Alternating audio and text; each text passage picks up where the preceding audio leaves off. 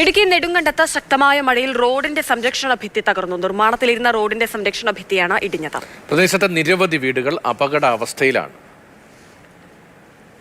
നിർമ്മാണം തുടങ്ങിയപ്പോഴേ അധികാരികൾക്ക് പാമ്പാടുംപാറ പഞ്ചായത്ത് ഭരണസമിതി അറിയിപ്പ് കൊടുത്താണ് ഇതൊരു പണി ശരിയല്ല, ഇതുപോലെ കട്ടിങ് ആയാൽ പല വീടുകൾക്കും ഭീഷണിയുണ്ട്, ജീവനും സ്വത്തിനും സംരക്ഷണം കൊടുക്കാതെ റോഡ് വന്നിട്ട് കാര്യമില്ലല്ലോ. എല്ലാവരും പഞ്ചായത്തിലേക്ക് വന്ന പരാതി പറയും. ഒരു പഞ്ചായത്തിനെ കൊണ്ട് ചെയ്യാൻ പറ്റുന്ന കാര്യമല്ലിത്.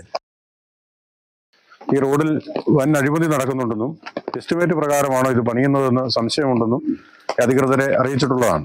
കോൺട്രാക്ടർ അയാൾക്ക് ഇഷ്ടമുള്ള പോലെ പ്രവൃത്തി ചെയ്തു പോകുന്ന സാഹചര്യമാണ് ഉണ്ടായിട്ടുള്ളത്.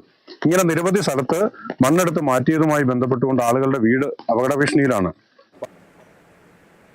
നിതിൻ തോമസ് ആണ് വിവരങ്ങളുമായി നമുക്കിപ്പോൾ. നിതിൻ, ശക്തമായ മഴയാണ്, റോഡിന്റെ സംരക്ഷണ ഭിത്തി തകർന്നിരിക്കുന്നു. ഈ പ്രദേശത്ത് ഇങ്ങനെ അപകടമുണ്ടാകുന്ന സാഹചര്യത്തിൽ ഗതാഗതത്തിന് തടസ്സം ഉണ്ടാകാറുണ്ടോ? ഇത്തരത്തിലുള്ള ഇടപെടലാണ് ഉണ്ടാകുന്നത്. വീടുകൾ ഉൾപ്പെടെ അപകട അന്തരീക്ഷത്തിലാണല്ലോ.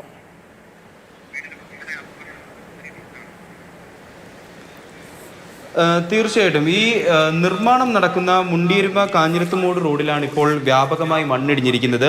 അന്തർ സംസ്ഥാന പാതയായ നെടുങ്കണ്ടം കമ്പം റോഡിൽ മുണ്ടിയരുമയിൽ നിന്നും കുമളി മൂന്നാർ സംസ്ഥാന പാതയുമായി ബന്ധിപ്പിക്കുന്ന റോഡാണിത്. പ്രധാനമന്ത്രി ഗ്രാമീണ റോഡ് പദ്ധതിയിൽ ഉൾപ്പെടുത്തി 7.5 കോടി രൂപ ചെലവിൽ നിർമ്മാണ പ്രവർത്തനങ്ങൾ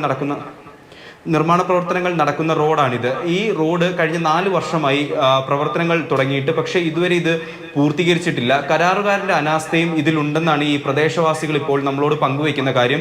അതുപോലെ തന്നെ ഈ റോഡിന്റെ സംരക്ഷണ ഭിത്തി ഉൾപ്പെടെയാണ് ഇപ്പോൾ ഇത് ഇടിഞ്ഞ് ഒരു അപകടാവസ്ഥയിലേക്ക് മാറിയിരിക്കുന്നത്. അത്തരത്തിലൊരു അപകടാവസ്ഥയിലേക്ക് മാറിയിരിക്കുന്നത് കൊണ്ട് തന്നെ ഇതിന്റെ സമീപ പ്രദേശത്ത് താമസിക്കുന്ന വീടുകൾക്കും കേടുപാടുകൾ സംഭവിക്കാം, അല്ലെങ്കിൽ ഇനിയൊരു മണ്ണിടിച്ചിലും കൂടെ ഉണ്ടായാൽ ഈ വീടുകളെല്ലാം നിലംപൊത്താം എന്നൊരു സ്ഥിതിയിലേക്ക് എത്തിയിരിക്കുകയാണ്. ആദ്യാർപുരം ചൂരക്കുറ്റിക്കൽ കിരൺ, അതേപോലെ തന്നെ തെക്കേക്കൂറ്റ് ടോണി, പുല്ലാനിത്തുണ്ടത്തിൽ ജോസഫ് എന്നിവരുടെ വീടുകളാണ് ഇപ്പോൾ നിലവിൽ ഈ അപകടാവസ്ഥയിൽ ഇരിക്കുന്നത്. ഇപ്പോൾ നിലവിൽ ഇടുക്കി ജില്ലയിൽ മഴ തുടരുന്ന ഒരു സാഹചര്യമുണ്ട്. അതുകൊണ്ട് തന്നെ ഇവരുടെ വീടുകളുടെ അവസ്ഥയും വളരെയധികം ആശങ്കയിലാണ് ഈ വീട്ടുടമസ്ഥരും ഒക്കെ തന്നെ.